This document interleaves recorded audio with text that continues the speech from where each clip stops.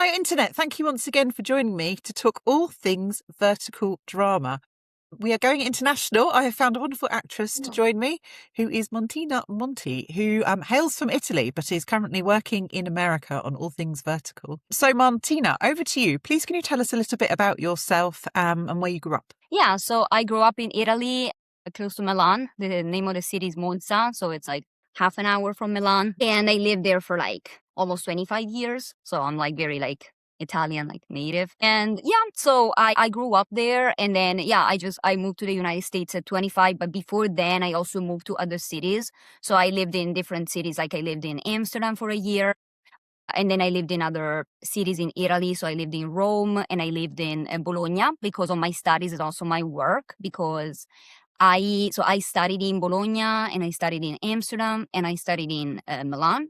But also I worked in Rome in a film production company. So I've done that before, doing acting.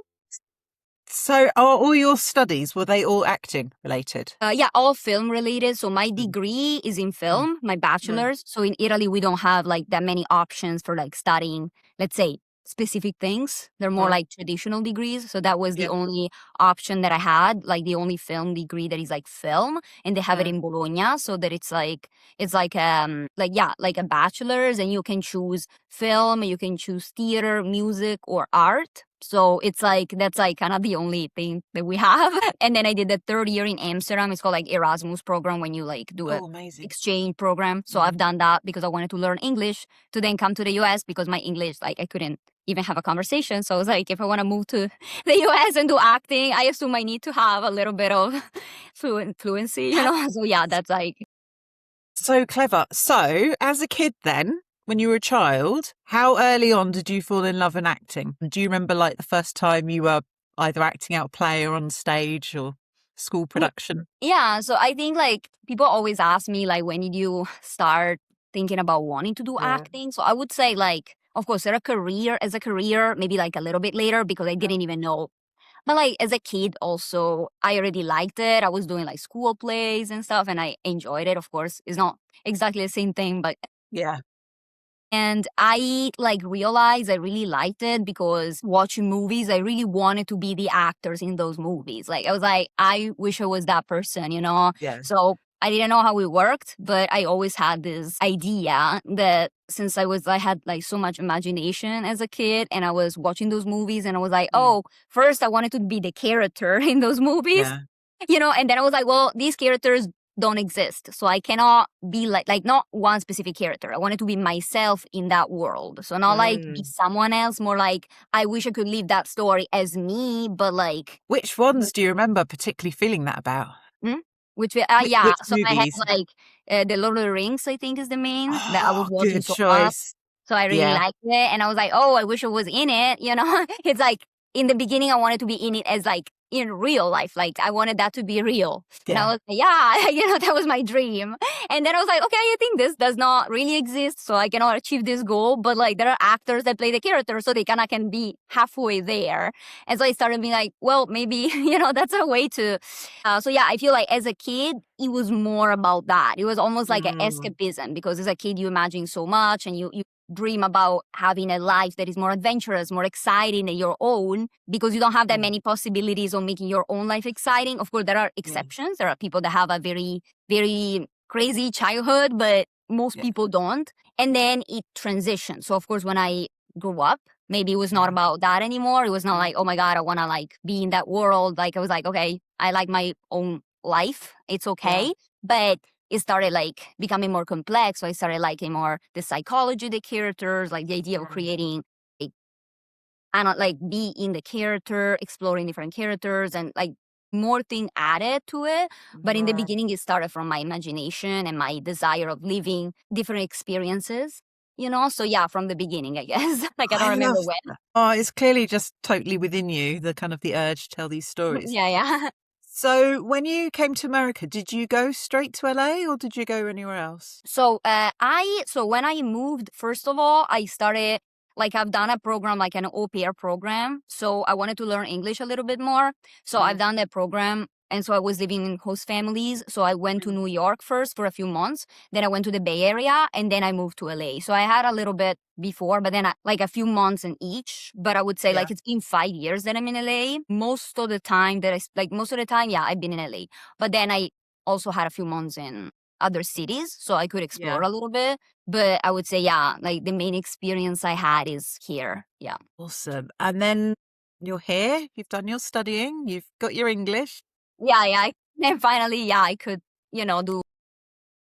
What kind of roles and jobs were you finding coming up? Kind of what were your early roles here? And do you remember one of your first paid American acting job? So my first paid one was, let me think, except for a commercial, but theatrical, I've done, it was like a short film that I've done about it was about like an Italian couple. So that was my first paid one. And I was like, oh, finally I'm getting a paycheck. That's nice. Yeah.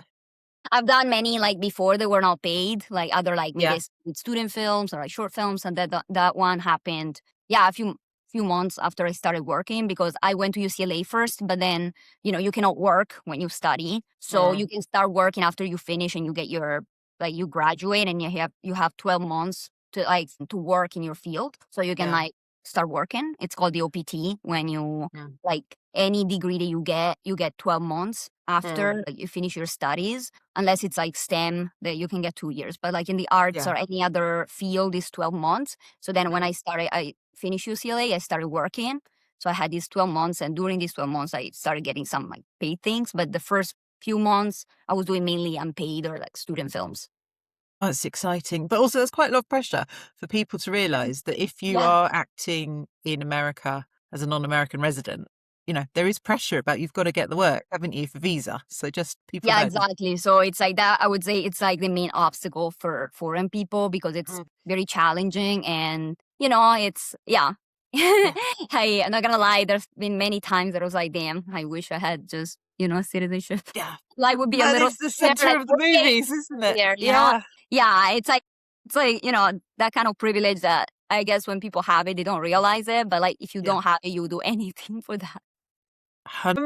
So obviously you're keeping busy. You were doing different films. At what stage did you first notice or hear about verticals? Was it on Actors Access? Did someone tell you?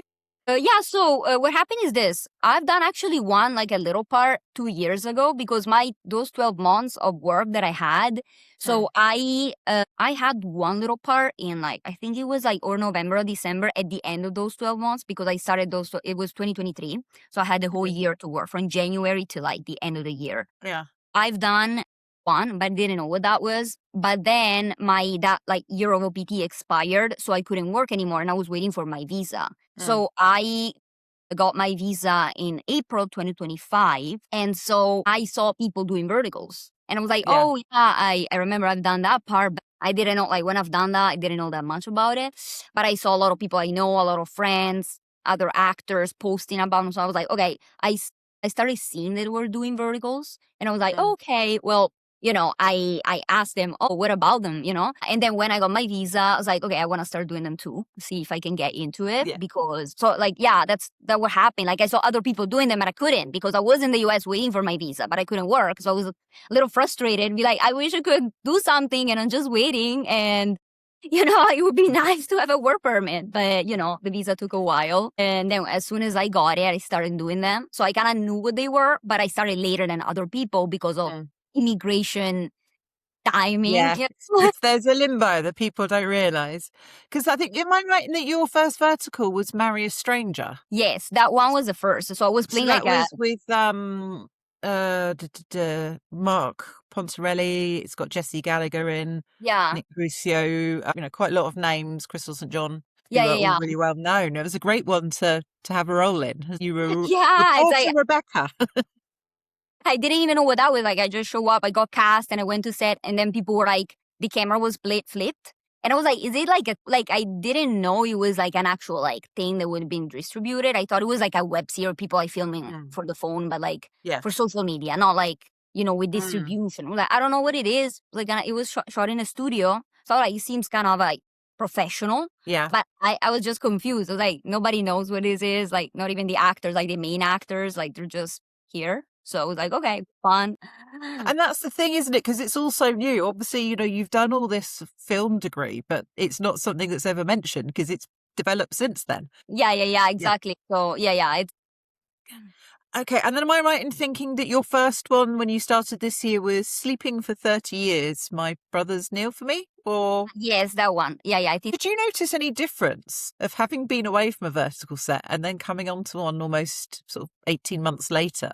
Was it different? Yeah, like I feel that it was like I think it was like a little bigger as a set. So it was like I would say kind of like similar vibe, but like the crew, like maybe this one was a little bigger, but not like there was not like a huge difference, I would say. It's just that I knew what that was. So I feel like it was different for me because it was my also like finally I could work. So I was very excited to be able to work. So it's like also mentally it was different for me. So it's like it was very nice to be like, oh wow, finally I can file this paperwork, So it was kind of like, yeah, it was nice. What's your favorite role that you've done so far in a vertical? Which one? So in a vertical, I've done just one that I really liked, and it's like the role is Mia, and it's for this for a real short vertical, and it's called Kiss by Claw and Fang.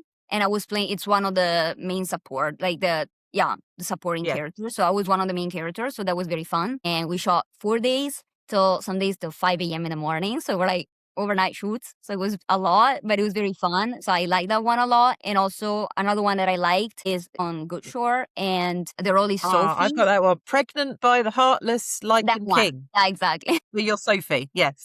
So also in that case, I was playing a similar character, but the other one was that I just shot is high school. So I was very excited to shoot like a high school one because I'm Italian, so we don't have that type of high school like that is like American pop culture, Yeah.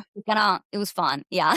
Did you get to go on the set, where they've got all the lockers? I always think that's the American high school, exactly. isn't it? The lockers. Yes, and I was so excited. I was like, ooh, the lockers, like in the movies, that's so crazy. I know maybe for Americans, that's just like how their high school is.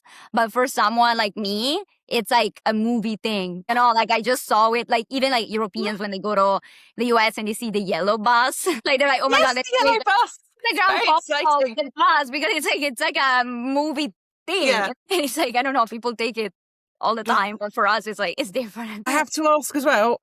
So, okay, I want to know which costumes you got to wear. Presumably you got a good school uniform? There seemed to be a lot of plaids or checks going on. Yeah? Yeah, they gave me a school uniform, the one with the skirt and with like all the, like. Yeah. Like that. Then they gave me a cheerleader one. Cheerleader, yes, that was my hope. You also got a cheerleader outfit.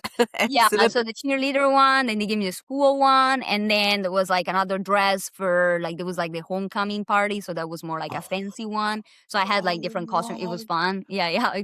And I was like, the cheerleader is so funny because I'm so bad at dancing that in real life I would be the worst.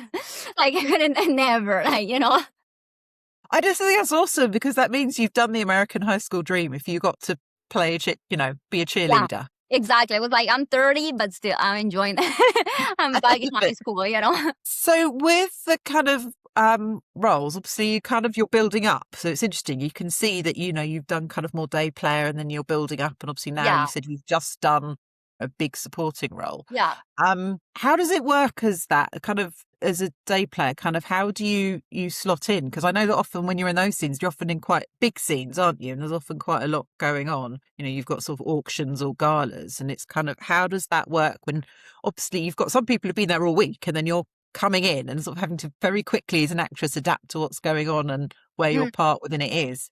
So you mean when you're a day player, how it works? Yeah, or just when you're doing like a smaller role, and it's just like I think there's a real challenge if you're not on set for the whole week. I know. Like I feel how like for coming in and getting the tone right when maybe there's already they've had 2-3 days and they've got the banter and yeah, like I was saying that to me is harder if you only have a few lines because you have more pressure. Like sometimes I only have like a few lines, and if I you know what I mean, it's like I can't make a mistake. Otherwise it's like, come on, that's like, you should do it. So I realized that for me, if I had like a smaller role, I was more under pressure than if I have a bigger role, because it's just like you have that idea of like, okay, I have like very, very limited time to perform and also to make a good impression. Because if you have a bigger role, even if you make a mistake or something, if people see that your work is good, you know, they're not going to judge you for one thing that you do wrong. But if you have like one line and you say it wrong, then you're like, oh my gosh, you know. So I get nervous sometimes also. So it's like, yeah, I feel like sometimes it can be even harder. Like even when I have an audition, I was saying if I have a short audition, sometimes I'm like, yeah, but it's easier if it's longer. I can work more with the character, with the emotions, with like listening to the reader. But like if it's that short, I'm like, okay, so how, like, what should I do? You know, it's like, it's too short. That makes so much sense. I'd never thought of that. But yeah, I think you've explained beautifully. There's more pressure if there's one line. Yeah, there's more pressure. And also there is a little less, I mean, you can still be creative with one line or a few lines, but I would say like there is less that you can do with the character. Like if you have a bigger character, there is an arc, there are many scenes, you can kind of like, if you have like literally like a very small part, sometimes like, you know, as an actor, you're like, okay, how can I make this unique? What can I add to it? But I'm like, yeah, but I'm like serving a sandwich. Like, how do I, there was like a video that I watched like with the actor that was like, he's like on Instagram and he does like funny videos and he had just one line and he tried to like be so creative, be like, yeah, but if I say this one line so well and like add so much like of the meaning of why I'm saying, you know, and everybody's like, yeah, it's just one line. Come on, just say it. You know, I was like, yeah, I feel that way. I get it. I think you've also shown that it works because obviously you've gone in, done that, and then it's building, which is brilliant. That's amazing. So it's nice because I feel they do care about the experience you have if you've done more. Like verticals, they're like, okay, you know the format. You, of course, like it doesn't mean you cannot start, like you have to start somewhere. But I noticed they asked me like, hey, what's your experience, you know, for the other roles. And they were like, have you done like stuff before? So yes. Oh, that's brilliant. It sounds like you got in at just the right time. I have to ask, because you've done the werewolf as well. Yeah. Do you, do you enjoy that? Because it's kind of, you can have a lot of fun with that, can't you? Yeah, no, there's so many werewolves everywhere. Even in the, so I done the Lycan one that it was like about werewolves, but also there was one that I'm a werewolf. So I don't know, like if people can see my face that much. It's a one, it's called like, I think it's To Love or to Die, Mr. Alpha. I've got IMDb. I'm very good. Yeah, because some of them are not IMDb yet, so I have like more than those. But like some of the I have like some credits that are not added yet. But that one, like I was transformed. So I saw like a little like clip and it was a werewolf. So like, oh my God, I don't know if people see my face, but that's fine. But it was fun. It was fun. Yeah. Awesome. What is your tip for people for a day on vertical set? What's the kind of must-have you take with you to keep your energy up and keep you going? Because they can be really long days on set, can't they? Yeah. I would say drink Celsius. You've done enough verticals. Yeah, drink They've got you with the Celsius. Yeah, drink coffee, drink Celsius. Yeah. And tips to socialize with people. Yeah. Be prepared, I would say. Because, with your lines, so you're just like less stressed. Like you just go and, you know, like be prepared with your lines. You know, if you're waiting for your scene, just, I don't know, talk to people, meet new people. It's always good to network and also just socialize. And then, drink caffeine. Drink caffeine. Drink Celsius is important. Like I'm a little addicted to it, but like I need it every set. Many times they have it on set, so I can get one. But otherwise, I buy it for myself before, and during the drive, I just drink it because it's like even mentally, like I don't know if it does any effect. Like if it has any effect on me anymore. Like I think maybe I'm just too like my body used to it, so I don't notice that big of a difference. But mentally, if I don't drink it, then I think I need one. Yeah. Obviously one of the joys about verticals, and I don't know if you saw this particularly having done, short films and independent, is how quickly they come out. Yeah, that's true. That's true because especially with short films or like independent stuff, sometimes they take a long time. Like post-production is long because especially if it's low budget, like the lower the budget, the longer it takes. Because the rule is that you have to choose two of these three. Something that is good, fast, and cheap. So when you do independent stuff, you have to pick two of them. You cannot have a fast, good, and cheap together. So if you can't, like, let's say if they do like a smaller film, like let's say a short, they don't have a huge budget to pay for post-production. That is something that, I've done my own films as well. So I know how it works and I have to pay people. Of course, I feel like, yeah, some people can be like, sometimes it can take a while to get it done because you have to understand that, yeah, like you cannot have all Yeah. of it. You cannot have your cake and eat it too. I feel with verticals, it's very organized and fast. Like it's very, and with independent, it's like, oh yeah, the film is going to come out. Like I've done feature films and just one came out. The other one are not out yet. And I've done it like 2 years ago, one and a half years. Like, you know what I'm saying? I'm still waiting. They say, oh yeah, it's going to come out. And then it never comes out. So people are like, can I see your feature films? I'm like, I wish, like I've done some, but they're just not available yet. I'm sorry. So with verticals, at least I like the one that I've done that just came out, the one that I was talking about the lichen. Yeah, I finished shooting in beginning of November and it's out. So, it's cool because it's gonna come out. It's not like, oh yeah, and then 10 years later, it's like, oh, the film is ready. We have a rough cut, the final cut, other 5 years. And I was thinking that's what's so good, because obviously you're trying to get momentum in your career. And I always overthinking so much my performances. Yeah. So it's nice to hear because I'm always thinking I do so bad. I'm not very like, it's like kind of like, oh my God, was my line weird? I'm like overthinking a lot. So that was nice because I had like some people that were like, oh, I watched the vertical. I liked it. You did very good. And I was like, oh my God, thanks. That's nice to know. That's amazing. Do you have a sense of in Italy how many people are watching verticals and sort of what the awareness is there? Just speak for the entire nation. Like, I don't know exactly, but like I saw some clips on Instagram. Like sometimes the algorithm was showing me some clips that are with the dabby in Italian. Yeah. And so I was like, that's interesting because I could tell they were not shot in Italy. Like they were dabby because you can hear the type difference. So I can tell when something is, So I was like, okay, these are the same voice that I heard for like movies. Like the same, so probably the same people. So I don't know how's the audience in Italy, but like one thing that I noticed is that since I saw those, it means like those are like translated, So it's like they're done somewhere else, but the voices were the same as the ones that do other movies, So it was like interesting. It means like someone is working at that and like, translating.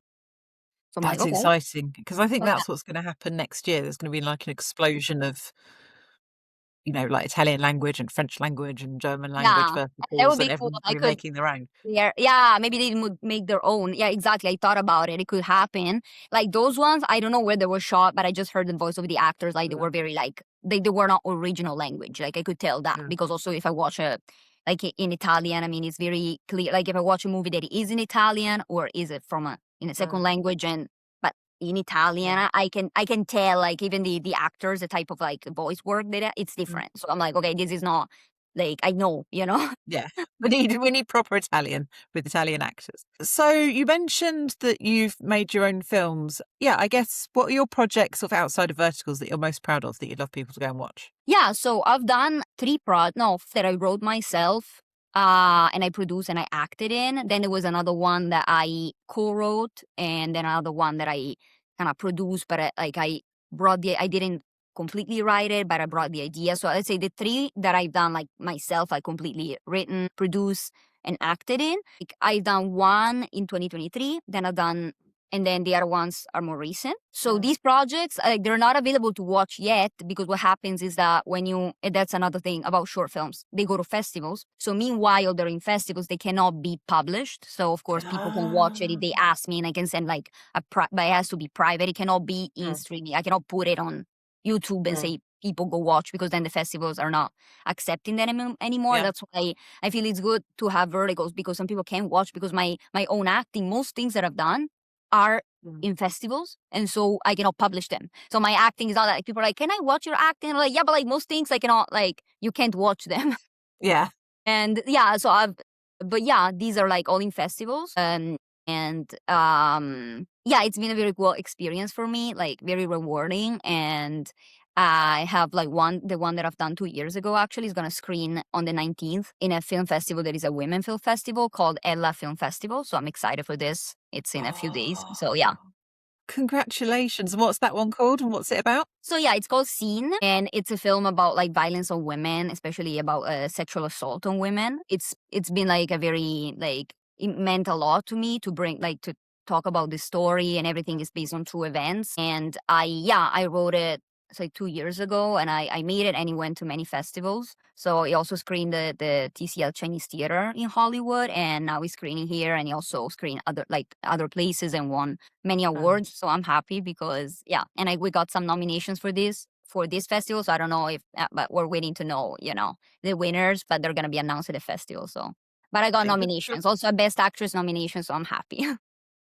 Oh, that's amazing. Yeah. So how do you then creatively balance it? Because obviously you're building an acting career now, and you've got, as you said, real momentum. But also you've obviously got this deep love of telling your own stories, creating your own. Sort of how are you balancing it at the moment? What's your focus? So I would say, of course, mainly I do acting work that is not my own, but like I like to do, let's say, once a year, one of my own projects. So then I can make it, and then I can send it to festivals, and like I have to like coordinate. So it takes a lot of work, because it's not just about the pre-production and then the filming. It's also after you finish filming, there is a lot of work to be done. So when I've done my films, first you have to write it and then put together all the team and shoot it, but do all the post-production. But then after that, all the festival run takes time, because you have to decide which festivals you want to submit the film to, and also coordinate with festivals when you get in like a festival, like send the right file with the right format. It's like a lot of like work. So I've done also admin. Basically, there's always admin and paperwork and emails. Exactly. Whatever you do. One of the another one of the films that's called Hardy's. That one, I brought it to many cities. Like I brought it to Atlanta, to Vegas, and to New York and LA. So I had to I traveled to all of these cities to see the film, but also I had to it's a lot of work. You have to coordinate the trip, the files, and everything. Like communicate to everyone that was involved in the film. Hey, this is a film. This is where it screens. If you guys want to come, these are the tickets. It's like you have to be on top of it. You cannot just let it go. But so it can be some work, especially when you are also, pursuing working as an actress all the time. But I feel like it's good for actors to create their own work. If they like it, it's a very good way to, tell your stories, be able to act and play roles that you create for yourself. So it's something, that doesn't happen all the time, because in this case, you can really have a character you really like, you really want to play, you really create. So you create both the character in the writing, and then you create it and you bring it to life when you act. Yeah, that makes a lot of sense. So looking ahead to 2026, what are you most looking forward to? And how also would you like to see your sort of vertical career develop as well? What would you love to do within verticals?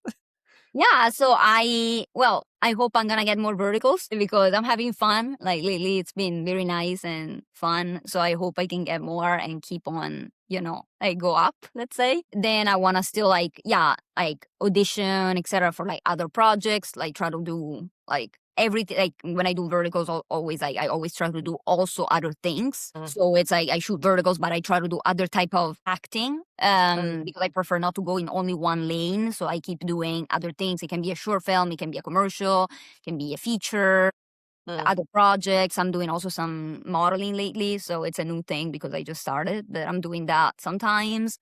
And then I wanna I have a film that I wanna make. So I already have the script, so I just have to do all the rest.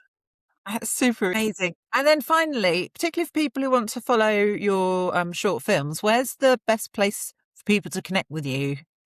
Sort of online, is there website or Instagram, or where should people find you? Yeah, so they can find me on Instagram. I would say it's the easiest way to contact me. Yeah. And then if they want to check my work, they can check my IMDb. That is the link is on Instagram.